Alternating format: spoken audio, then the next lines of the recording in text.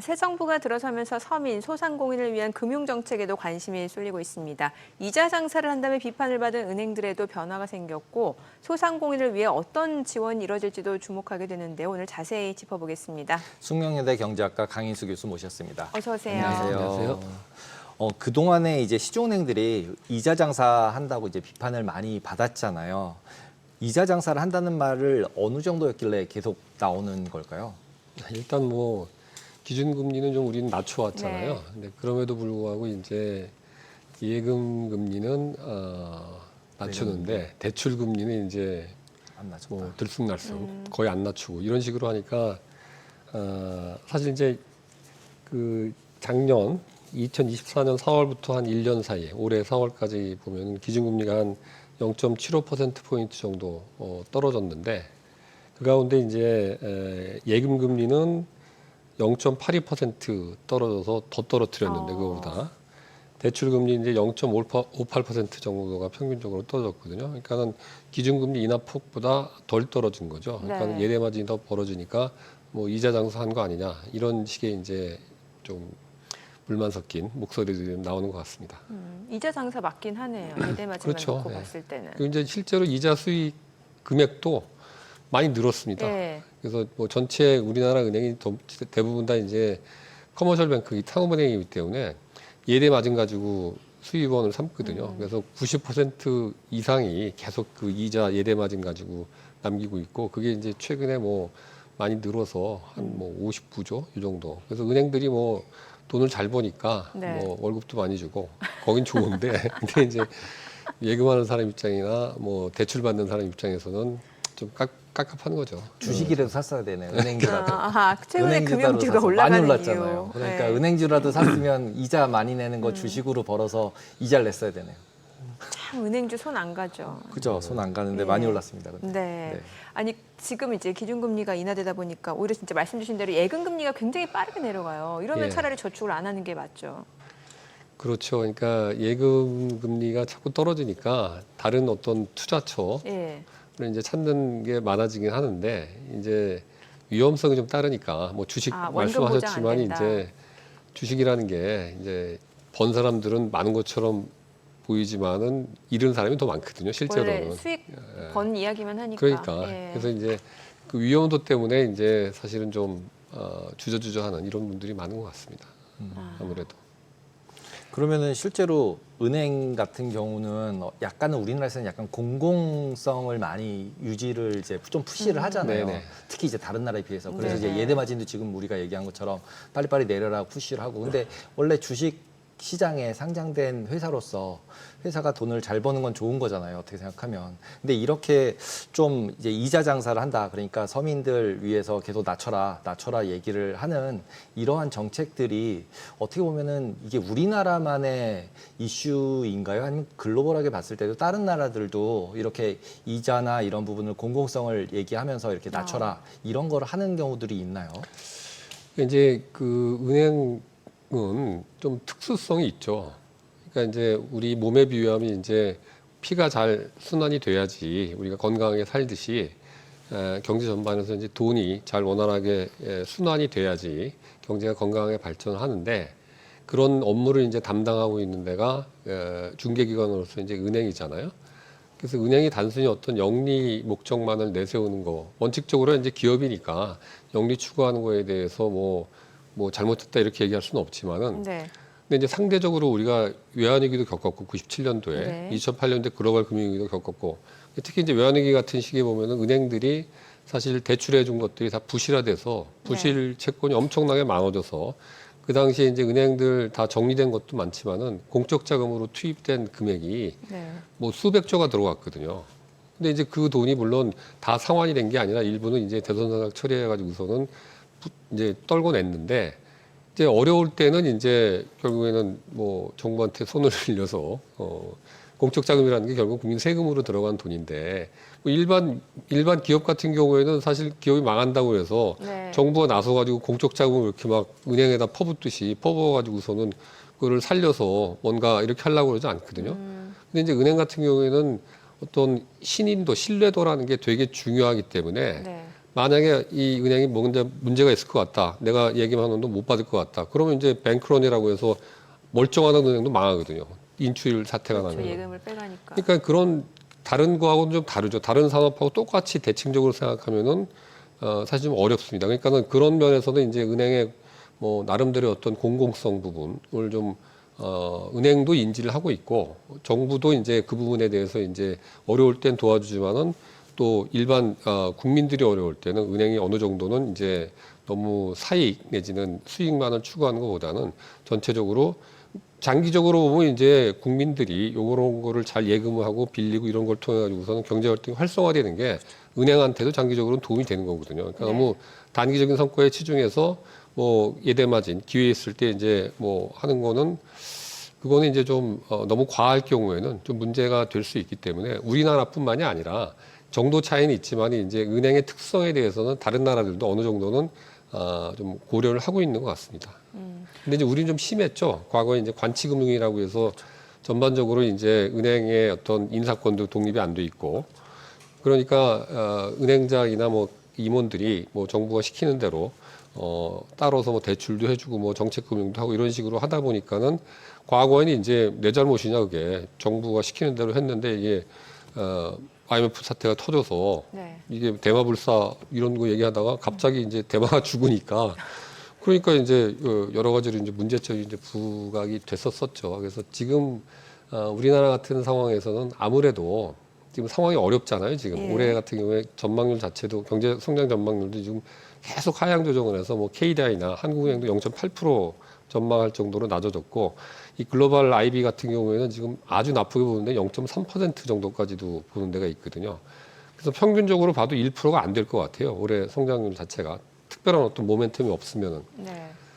근데 이런 상황이니까 이제 어떤 형태로든 간에 뭔가 이제 특히 이제 중소자영업자들 문제가 심각하고 뭐 폐업하고 뭐 이런 분들이 이제 뭐 과거보다 훨씬 많아졌거든요. 그러니까 이제 이런 상황에서 뭔가 은행도 너무 단기적인 성과에 치중하지 말고 좀 길게 보면은 우리나라가 잘 돌아가야지 은행도 사는 거기 때문에 어려울 때 좀 이렇게 어려운 분들에 대해서 대출 금리라든가 이런 것들을 좀 조정을 해주는 게 맞지 않냐 이런 게 이제 정부의 생각인 것 같습니다. 네. 지금 좀 전에 나온 그 화면에서 보면 그 대출금리 내에서 보면 기준금리 있고 뭐 가산금리 있고 이렇게 있잖아요. 근데 이게 이제 이재명 정부가 그 이자 장사한다는 비판이 있으니까 은행들이 여기에 대해서 이제 가산금리를 잡겠다라고 했는데 이 가산금리라는 게 구체적으로 뭐라고 이해를 하면 되는 건가요? 가산금리는 말 그대로 이제 금리 하는 네. 거에서 그 원래 의미로 하면은 돈 빌려가는 사람의 어떤 상황, 네. 뭐 신용도라든가 이런 것들을 감안해서 네. 좀 차등적으로 예. 저신용자다, 신용이 좀 불량해 보인다. 이러면 조금 더 그 사람의 크레딧이 나쁘니까 위험도가 있으니까 좀 더 받는다든가 이렇게 해서 받는 건데 네. 지금 이제 문재인 이재명 정부에서 네. 지금 얘기하는 거는 그 가산금리에 예를 들면은 뭐 예금보험공사 같은데 이제 내는 뭐 수수료라든가 네. 서민진흥금융에다가 출연한 출연금이라든가 이런 것들을 거기 얹어서 지금 하고 있기 때문에 네. 이게 이제 사실은 그 돈을 빌리는 사람의 예. 어떤 신용도하고 무관하게 그거를 떠넘기는 거 아니냐. 네. 그래서 이제 그런 부분에 대해서 좀 없애라, 예. 줄여라 이런 얘기인 것 같습니다. 왜냐하면 이게 보통 주택담보대출을 받는다고 하면은 이제 기본적인 그 대출 금리에다가 가산금리가 붙게 되는데 그 가산금리 그 명목을 보면은 뭐 본인들의 은행 제휴카드를 쓰면 거기서 좀 할인해주고 또 뭐 자동 이체해주면 좀 할인해주고 왜 웃으세요? 그렇더라고요. 그래서 그게 그 가산금리를 낮추기 위한 여러 가지 방법이 결국에 본인들의 상품을 써주고 뭐 카드도 써주고 자기들 은행 이용해주고 이걸 하게 만들더라고요. 이걸 잡겠다는 거예요? 아니에요. 그 그건 아니에요? 부분까지 하겠다는 그 차주의 특성에 따른 어떤 차별적인 금리 그 적용에 대해서는 차별적인. 네. 아니, 그러니까 신용도가 나쁜 사람에 네. 대해서는 위험도가 크니까 네. 은행 입장에서는 우리가 더 좀 이자를 더 받아야 부과하겠다. 그거에 대해서는 사실은 그건 뭐라고 할 수가 없어요. 근데 이제 문제는 이제 작년에 이제 입법민주당에서 올린 것도 보면은 그게 아니라 그 사람하고 무관하게 예금보험공사에다가 너네가 내는 돈을 은행이 내는 돈을 왜 그걸 차주한테 넘기냐는 거죠. 그거는 빌려가는 사람들의 어떤 신용도나 이런 거하고는 별로 무관하 보이니까 그런 부분에 대해서 이제 잡겠다. 잡겠다 이런 거가 크고 개인적인 어떤 신용도의 차이에 따른 금리 차이 이 부분을 뭐 완전히 그냥 무시하고 똑같이 하라 이거는 좀 어렵죠. 보통 이제 경제를 보거나 투자를 할 때 네. 가상금리를 보는 경우가 있어요. 그게 네. 왜냐하면 가상금리가 올라가고 있으면 와 부도나는 데가 많아졌나 봐 이렇게 생각을 하는 거거든요. 그러니까 조금 아까 소상공인 말씀하셨지만 소상공인 대출을 막 했는데 부도가 막 나요. 그러면 이제 부도율이 높아지는 거잖아요. 부도난 데가 많아지니까 가상금리를 높여서 손실난 걸 메꿔야 되잖아요. 은행은. 그러니까 이제 가상금리가 올라가거든요. 그러니까 이제 부도가 얼마 나는지 우리는 모르잖아요. 그러니까 가상금리를 보고서 가상금리가 올라가면 부도 나는 데가 많은가 보다. 그러니까 은행이 올렸겠지 이런 생각을 하는데 제가 아까 웃은 게 왜 네네. 웃었냐면 네. 그 가상금리에 지금 얘기했던 그런 예. 카드 할인, 예, 예. 예금 할인 이런 게 들어간 게 가상금리에 들어가나 안 들어가나 이런 생각이 갑자기 들더라고요. 예, 예. 그게 들어가 있으면 솔직히 말이 안 되는 어. 거거든요. 지금 교수님 말씀하신 거대로 네네. 가상금리라 하면 신용도에 따라서 이제 개개인 또는 소상공인의 신용도에 따라서 이제 이자율이 달라지는 그렇죠. 거라면 되게 뭐 상식적인 거잖아요. 네. 근데 뭐 예금 들었다고 깎아주고 카드 들었다고 그게 깎아주고 무슨 부수거래 금리 감면이 그죠. 있더라고요. 예, 그럼 예. 금리 감면이어서 그거 한번 알아보면 되게 좋을 것 같겠다 이런 생각이 저는 들었었어요. 근데 그 가상금리를 그렇게 조절하라는 게 어떻게 생각하면 부도가 막 났어요. 그래서 가상금리를 올려서 은행이 건전하면 실제로 나중에 이제 정부한테 손 벌리면서 살려주세요 하면서 공적 자금 받을 일이 없지만 만약에 가상금리를 고정시켜서 이렇게 강제화 시키면 실제로는 가상금리를 통해서 부도 나서 망하는 거에 대한 손실을 메꿔야 되는데 은행 입장에서 그걸 못 메꾸게 되잖아요. 그러면 그게 지속되다 보면 은행은 부실화되고 시간이 뭐 오래 걸리겠지만 IMF 때처럼 오래 걸리겠지만 그렇게 되면 맨 끝에 가서는 또 국민 세금으로 다 메꿔야 되는 거고 지금 뭐 금리 감면 받으면서 좋아 뭐 10bp, 55bp 이렇게 받으면서 좋아 하고 있겠지만 10년 뒤, 20년 뒤에 가서는 그게 다 버든으로 이제 짐으로 다가오는 거죠. 짐으로 다가와서 은행이 갑자기 부도가 나면 공적 자금을 한 번에 다 몰아넣어서 살려야 되는 거죠. IMF처럼. 그러면 그렇게 이제 직접적으로 뭔가 이렇게 가이드를 주고 강제로 하는 건 굉장히 안 좋은 방식 아닌가요? 그러니까 이걸 좀 구별해서 봐야 되는 게 네. 그러니까 가상금리를 그러니까 차주들 돈을 빌리는 사람별로 약간 이제 차등화해서 네. 금리를 달리 적용하는 건데 신용도가 좀 안 좋은 사람은 좀 높게 하고 네. 그렇지 않은 사람은 좀 괜찮게 해주고 이런 거거든요. 그러니까 그거 자체는 사실은 뭐 정부에서 뭐 똑같이 해라 이렇게 하는 건 말도 안 되는 얘기예요. 네. 근데 정부에서 지금 그 작년 민주에서 올린 게 그런 거를 하라는 게 아니라 아까 말씀드린 것처럼 이제 예금보험공사 같은데 보험료를 내는데 네네. 은행에서 그 보험료 내는 거는 사실 은행이 내는 거잖아요. 은행이. 네. 그 돈 빌리는 사람하고 돈 빌리는 사람의 신용도하고 아무 상관이 없어요. 네. 근데 그걸 왜 이 사람한테 그쵸, 그건 가상금리에다 얹어가지고서는 받냐. 그쵸. 너네가 수익 확보 차원에서 당초에 가상금리를 허용했을 때 그 취지하고는 좀 벗어난 네. 이런 식의 가상금리를 부과하는 부분을 좀 바로 잡아야 된다라는 취지로 지금 한 거죠. 그러니까 이용자한테 전까지 그렇죠. 말하는 서민금융진흥원에서 출연금 내는 것도 이제 그런 식으로 반영이 되는데 가상금리에 그것도 예. 사실은 차주의 신용도하고는 별로 관계가 없는 네. 돈이거든요. 그래서 그런 부분을 이제 좀 시정을 하겠다. 그래서 가상금리뿐만 아니라 전반적으로 이제 돈 빌리고 가는 사람들의 부담을 좀 줄일 수 있는 여러 가지 방안들, 예를 뭐 중도수수료 문제도 해제했을 때 이제 그런 것도 좀 낮춰주고. 낮추라 이런 거 등등 해서 어쨌든 간에 취지는 공감은 가는데 네. 근데 이제 지금 말씀드린 대로 이게 과하면은 네. 이게 은행도 결국에는 이제 기업인데 기업 입장에서는 나름대로 어떤 자기네 영업 이익을 좀 이렇게 극대화할 수 있는 네. 여러 가지 이제 남겨야죠. 예. 그렇죠. 남겨야 되고 전략들이 있을 텐데 그거를 너무 무시하고 너무 이제 공공성 내지는 돈을 빌려간 사람들 입장에서만 뭔가 정책을 입안했을 때 여러 가지 부작용이 생길 수가 있거든요. 그러니까 신용도가 나쁜 사람한테 그런 식으로 하면은 은행 입장에서는 나중에 가면은 안 빌려주겠다고 할 수 있거든요. 아예. 이게 너무 세지면은 이게 오히려 이 취약자들, 금융 취약자들한테 더 악영향을 미칠 수가 있기 때문에 이거 이제 조심스럽게 정부가 접근을 해야 된다 그런 생각입니다. 그럼 가상금리를 되게 투명하게 공시하는 것도 좋겠네요. 이 가상금리는 신용도고 이 가상금리는 뭐고 예. 그다음에 지금 아까 얘기한 카드 수수료 면제는 뭐고 이걸 다 디테일하게 딱 주면 내가 이건 신용도 때문에 이만큼 더 내는 거구나. 이걸 그거를 이제 빌리는 사람한테 좀 이렇게 공개를 해서 공시를 해야 해주면 되겠네요. 그래도 이해가 수긍이 가고 네. 돈 빌린 사람이 의리잖아요. 네. 내가 아쉬워서 돈 빌리는 사람인데 막 따지듯이 하면 또 이제 안 빌려줄 수도 있고 그러니까는 그냥 하고 근데 받아들이는데 요즘은 앱이나 이런 데서 내 신용 그렇죠. 점수 그래서 점수가 나오니까 나와요. 예. 그러면 그 점수에 맞춰져서 너의 가상금리는 원래 이거야. 그런데 이만큼 깎아주는 거야. 네. 라는 거를 명확히 해가지고 딱 주면 그래도 좀 이해도 되고 저처럼 조금 아까 이제 저는 그 깎아줘라가 약간 강제화되는 거라고 생각을 했었거든요. 근데 아. 지금처럼 보험료를 냈던 건 말이 안 되는 건데 그런 거 지적한 건 되게 잘한 것 같네요, 오히려. 그러니까 이게 뭐 순기능이 분명히 있고요. 네. 이게 이제 네. 과할 경우에 네. 의도와는 달리 이제 보호해 주려고 했던 사람한테 해를 끼칠 수가 있는 네. 이런 오히려 결과를 초래할 대출을 수 안 있으니까 해주거나. 그런 거는 좀 이게 완급 조절을 잘 해서 무리스럽지 않게 이걸 진행하는 게 맞다고 봅니다. 네. 그리고 또 법정 최고금리 인하하겠다. 자, 네. 이러면은 여기에서 순기능과 역기능은 뭐라고 볼 수 있는 거예요? 그러니까 그것도 비슷해요. 법정 네. 최고금리가 지금 우리가 20%인가 이렇게 되어 있거든요. 예. 근데 이제 이게 옛날에는 뭐 훨씬 더 높았었는데 그걸 많이 낮춰서 20%를 네네네. 했는데 그것도 이제 높다는 거죠.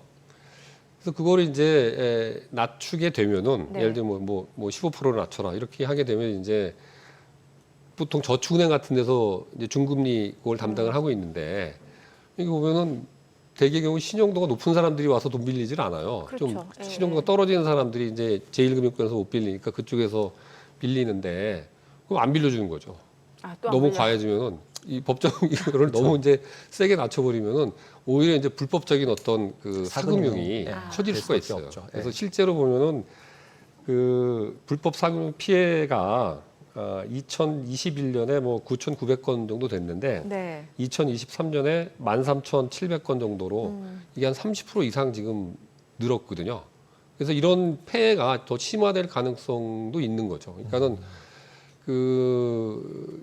이 금융권에서 이제 금리를 정하는 거를 원칙적으로는 이제 어느 정도의 자율성을 주는 게 저는 맞다고는 보는데 네. 그게 이제 너무 과할 경우에 여러 가지 병폐가 나타나니까 그 부분을 좀 이렇게 완급 조절하는 차원에서 정부가 법정 금리도 좀 낮추겠다라는 방향성을 제시를 한 거고 실제로 이제 이거를 정책을 입안하고 그 이자율 자체를 정할 때는 조금 더 숙고를 해야 될 것 같습니다. 임의로 이렇게 막 하는 것보다는 네.